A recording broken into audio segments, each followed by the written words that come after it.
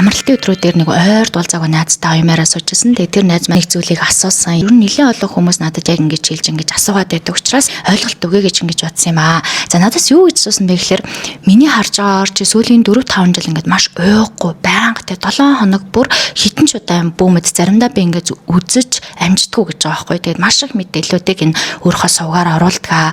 Тэгээ энэ бол ингээ маш их хөдөлмөр, маш их цаг зав гаргаж байгаа юм шиг ингэж санагддаг. Аюу энгийн хэлбэр тайлбарлаж өгөөд арга гарцыг ингээд зааж өгж байгаа харагддаг. Айгу үнцэнтэй мэдлэг юм шиг санагддаг учраас яагаад ингээд байнгын мэдлгүүдээ өнгөө оруулаад байт юм бэ? Ер нь цаастаа ч гэсэндээ ингэж өнгөө оруулах юм уу? Эн чинь чиний хөдөлмөр штэ, цаг зав штэ. Маш их зүйлээс одоо золиослж хийж байгаа юм чинь жоохон үнцэнтэй байлгуул яад юм бэ гэдэг ийм зүйлийг хэлсэн. Миний амьдралын ингээ сүүлийн 6-7 жилийн сүнслэг аялал, сүнслэг зам гэдэг зүйл рүү сэтгэл чулуудаад ингээд орчихсон. Мөн өөрийн амьдралд минь тохиолдож байгаа үйл явдлууд ямар учиртайг мэдхийг маш их хүсдэг байсан учраас би яагаад энэ дэлхий дээр төрсөн юм бэ те? Би зүгээр л ингээл одоо утга учиргүй төрчихсөн юм уу гэдэг энэ асуултын хариултыг олохын тулд уйггүй уншиж, судалж, туршиж амьдрал дээр болсон үйл явдлыг агуулга буюу нонолтой ингэж боддог, тайлдаг, задалдаг байсан. Ингээд энэ мэдлэг чинь ер нь хүн болгонд аюу хэрэгтэй юм байна шүү дээ. Хүн бүр л нөгөө амьдралынхаа чанартай зорилгыг олохын тулд өөрийн орон зайгаа олохын тулд би хийм бэ, би яах ёстой юм бэ гэдэг дэлхийн ертөнц даалт тухамсар өөрийн амьдрал гэд бүхий л эргэн тойронд урсж байгаа бүх зүйлүүдийг ойлгох нь аюу чухал юм байна штэ гэдгийг олж мэдснээс хойш бусдад түгээж буюу хуваалцахыг хичээдэг болсон. Би нөө авра энергийг шалгаж амьдралын код гаргадаг. Энэ нь ч одоо яг л бусдын ингээд хэцүү байгаа үед нь багхан ч гэсэндээ чиглэл өгөнсөн амьдралдаа шийдвэр гаргах чадахгүй байх үед нь өөрөөс нь ялгарч байгаа энергитэй, чакратай, удмын асуудлуудтай ингээд энэ бүх юунаас болоод байгаа юм бэ гэдэг энэ түлхүүрүүдийг нь тайлахад өөрийн зүгээсээ ингээд тус болохынс нэмэр болохынс гэдэг үүднээс ингээд энерги үзэж эхэлсэн.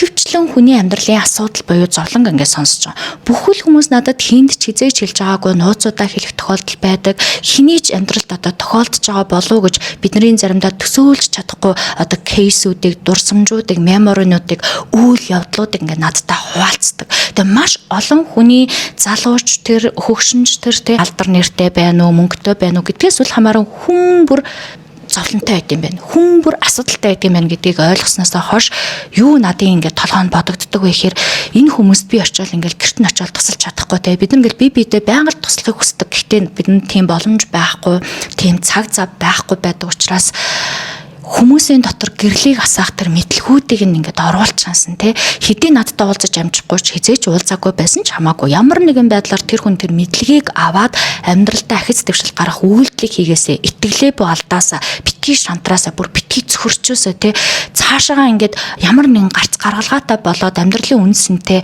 зүйлүүдийг сургамж гэж ойлгож аваад их хүчтэй ингээд гой чанартай амьдраасаа гэдэг хүслээр би ингээд мэдээллүүдийг оруулдаг. Энэ сэтгэл маань ерөөсөө бусдад тусалчихсан гэдэг сэтлээс үүсдэг. Та ч гэсэн төсөөлөд үз. Та 1000 хүний 2000 хүний зовлонг сонсвол ер нь хинт ч юм бодогдох байхгүй юу? Би одоо ингээд нэг мундаг болохоор ч юм уу тий ганцаарна ингэж бодож байгаа юм биш ээ.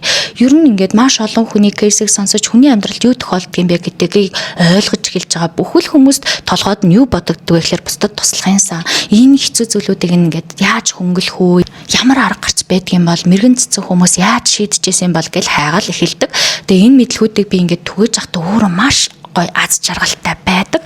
Миний оруулж байгаа мэдлгүүдээс тухайн хүн тухайн цаг мөчтөө тэр мэдлэгийг сонсоод амьдралдаа хэрэгжүүлээд үр нөлөө аваад цаашаа амьдралын чанар нь сайжраад явж байгаа тохиолдлыг би мэдэх үедээ над руу хин нэгэн мессеж хийх үед, хин нэгэн сэтгэлээ илэрхийлэх үед, хин нэгэн надаа нэг цэцгийн баглаа авчираад надтай ярилцах үед нь би ойлгож ухаарч хүлээж авдаг. Тэгээд тэрэндээ одоо маш их баярлдаг. Тийм учраас номтой болоогийн сүнслэг мэдлэгийн өрөө маань ерөөсөө сүнслэг мэдлэг буюу сүнсний хөгжилтэй холбоотой бүхэл сэдвүүдийг та нартайгаа хуваалцах, та нартайгаа ярилцах, та нартаа одоо мэдхгүй бол мэдүүлж өгөх, мэддэг бол сануулж өгөх ийм л зорилготой сувг байгаамаа.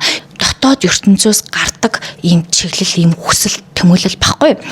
Эхэндээ бол миний хобби, миний одоо сонирхол сүнсний даалгавар гэж явдаг байсан. Ажлуудаа болоод би зөвхөн эндээ 100% цаг зав зарцуулаад өөрийнхөө сонирхож байгаа дуртай аз жаргал өгж байгаа юмдаа л цаг зав зарцуулъя гэдээ ажлаа болгосон. Тэгэж одоо ажлаа болгосноос хойш мэдээж энэ одоо номтой болгоос орлого олж амьдрал ахуй хэрэгцээнүүдэд хангах шаардлага гарна. Тийм учраас үзлэгийн цаг гаргаад үзлэгийн цагуудаа төлбөртэй өөрөөсөө гарч чадж байгаа онлайн хичээлүүдэд төлбөртэй болгоод явж байгаа. Өнгөд түгээ хичээлүүдэд би илүү төлхөө оруулж илүү төлхөө одоо хуваалцдаг гэж одоо ойлгодгоо. Энэ хин нэг өөрчлөх гэдэг юм биш, харин та өөрийгөө өөрчлөхийн тулд өөрийнхөө амьдралын сайн сайхан зүйлүүд рүү өөрийгөө хөгжүүлэхийн тулд энд байгаа мэдээлэл гарц гаргалгаанаас хэрэгтэйгээ аваад туршиж үзээд ингээд амьдралынхаа туршид би ер нь энийг ингээд туршиж үзэхээр болдгиймаа гэдэг чиглэлүүд аваад яваасаа гэж ингэж хүсдэг юм аа. Тэгээ амьдрал гэдэг зүйлд чинь хамгийн чухал юм нь ерөөсөө л өөрийгөө л ойлгох юм байлээ. Өөрийгөө ойлгохгүй бид нар хаашаач цаашаа хөгжиж чадахгүй юм байлээ. Бусдыг ч ойлгож чадахгүй, бусдыг ч хайрлаж чадахгүй, бусдын цаг завыг ч хүндэтгэж чадахгүй байгаад байгаа нь ерөөсөө л өөрсдөнтэй минь холбоотой буюу өөрсдийг ойлгохгүйтэй л холбоотой байгаад байд юм байлээ. Энэ дотор байгаа орон зайгаа олж хараач. Таны доторх орон зай чинь гэгээлэг байгаа мó, одоо сүүдрийн байгаа мó, гомдолтой байгаа мó гэдгийг таниад хэрвээ сүүдрийн талтай нэгссэн бол түүнийг эмчлэх, гэгээр л буюу сайн сайхан талтай нь ихссэн бол бусдад түүнийг хуваалцах, бусдад бас нөлөөлөх энэ үйлдэлүүдийг хийх нь л бидний амьдралын одоо аз жаргалтай сайхан утга учруудын нэг юм байна гэж би ингэж хувьдаа ойлгодог юм аа. Сүнсийг тань хөгжүүлэх, дотоод мэдрэмжийг тань хөгжүүлэхэд хэдэн сургалтууд манайхаас гардаг, онлайн үзлэг буюу чиглэл гардаг. Хүний дотоод гэрэл гэдэг юм чи өдөр бүр багахан гэрэл асаахаас эхэлдэг юм байлээ л дээ. Өглөө бусаал та өөртөө нэг багахан гэрэл асаах те өөрийнхөө дуртай цайг уух ч юм уу, өөртөөгөө нэг 5 минут ярилцах ч юм уу, эсвэл өөрийгөө толинд хараад нэг магтах ч юм уу гэдэг юм жижигэн үйлдэлүүдээр бид бүхний гэрэл асаад яваад идэм байна. Өдөр бүр тэр гэрлээ асаахгүй мартчихаараа ухамсар гэдэг юм чинь дөрөөдөд эхэлдэг юм байна. Амьдралаа яаж гэрэлтүүлэх үү, бусдыг яаж гэрэлтүүлэх үү, ухамсараа яаж гэрэлтүүлэх үү гэдгээ мартаад эхэлдэг юм билээ. Тийм учраас би номтой болохыг дааж байгаа энэ сүнслэг мэдлэгийг өрөөгөөрөө дамжуулаад энийг сонсож байгаа, мэдж байгаа бүхэл хүмүүст шашин шүтлэг ямар ч хамааралгүйгээр өдөр бүр багахан мэдлэг аваад өдөр бүр багахан ухаарал арга гарц аваад ингээд амьдралаа гэрэлтүүлэх аргаа болгоод яваасаа гэж ингэж хүсдэг юм аа. Сүнслэг мэдлэгийн өрөө гэдэг чинь ямар нэгэн шашинд хамаарагддаг байхгүй юу? Ер нь бүхэл шашин өөрөө сүнс рүү орж байгаа, далд ухамсар руу орж байгаа, одоо хүний амьдралд тохиолж байгаа зовлон жаргалын учир шалтгааныг тайлахад л оршиж байгаа. Та шашинтай ч гэж болно, шашингүй ч гэж болно. Аль шашныг даах нь энэ бол эрх чөлөөтэй те. Та өөр шашинтай байлаа гэд би танд гомдохгүй, би таныг одоо үгүйсгэхгүй. Би өөр шашинтай байлаа гэд та надын үзэл бодол руу халдах ямар ч эрх байхгүй. Хүний шашин буюу итгэл үнэмшил гэдэг чинь фри буюу эрх чөлөөтэй мэдрэмж, эрх чөлөөтэй үйлдэл. Тэгэхээр энэ номтой болог буюу сүнслэг мэдлэгийн өрөөнд ямар нэгэн шашны ялгаа, үг, одоо хэлний ялгаа ч юм уу те, ямар нэгэн далд ухамсарын ялгаа битгий гараасай гэж үздэг. Хүн бүр сонсож байгаа хүн бүр нь ингээд гой өөрөөсөө авах юм аваад цаашаа хуваалцмаар байл хуваалцаад өөрөө чадхаар бол хэрэгжүүлээд хуршим аваад яваасаа гэж боддог. Таалагдахгүй бол хамаагүй. Гол нь би энэ сүнслэг мэдлэгийн өрөөгөө маш гоё юм цэвэр ариун одоо химнэлтэй байхыг хүсдэг. Тийм ч учраас ингээд янз бүрийн шашны өөр урсгалтай хүмүүс орж ирээ шүмжлэх ч юм уу, энэ юм байна, тэр нь тийм байна гэдэг одоо тийм үзэл бодлуудыг би бол хүлээж авдаггүй. Яагаад гэвэл энэ ч бол миний орон зай таалагдвал сонсоод таалагдахгүй бол гарчиж болох юм дээр заавал байр суурь илэрхийлгээл өөрийнхөө бодолтой ижил болохгүй эсвэл энэ хүний бодол зөв, энэ хүний бодол нь буруу ч гэдэг юм уу. Ингэж шүүх орон зай биш байхгүй юу? Сүнслэг орон зай гэдэг чинь тэр хүнд амьдралд нь хэрэг болсон зүйлээ хуваалцж байгаа зүйл, танд хэрэг болж магтгүй гэж бодоод хэлж байгаа л зүйл. Энэ бол дотоод орон зай, энэ бол гэрэл, энэ бол ерөөсөө хүний зоригтой, сүнсний зоригтой холбоотой зүйл байдаг. Тийм ч учраас би ийм сэтгэлсэтгүүгээр ингээд хийдэг. За намайг дагаад олон жил болж байгаа, сүүлийн хэдэн жил яг надтай хамт ингээд дагаа явж байгаа хүмүүс зөндөө байгаа. Тэдгээр хүмүүс маань миний лайвуудаар, бичлэгүүдээр, миний сургалтуудаар аль бишээ ойлгоод, ухаарад мэдэрчсэн намайг мэддэг болчихсон байдаг. Гэтэл анх удаа орж ирж байгаа ерөөсөө мэдэхгүй энэ химнэлийг ойлгохгүй байгаа хүмүүс минь юу юм бол одоо бурхан юм болов, шашин юм болов гэж одоо андуурж эндэрх зүйл байдаг юм аа. Мэдээж энэ бурхан шашин гэдэг зүйлд ч авах зүйл маш их байгаа байхгүй. Маш их ариун тэнгэрлэг зүйлүүд байгаа. Тэгэхээр бид нар шашнаас хэрэгтэй зүйлүүд авна штэ. Тарныг нь, залбирлыг нь, янз бүрийн дагаж мөрдөх зүйлүүдийг нь аавна. Гэхдээ биднэрт шашин гэдэг зүйл дэлхийн ертөнцийн үзэл бодлого маш их хуваадаг. Таныг цагаан байна, бор байна, өндөр байна, нам байна гэд хуваагаад байгаа шиг энэ тийм шашинтай, энэ юм шашинтай гэж шашин гэдэг юм чинь үеийн үедээ дэлхийн ертөнцийн хүн төрөлхтний хооронд нь хуваасаар, дайтуулсаар, муудалцуулсаар ирсэн.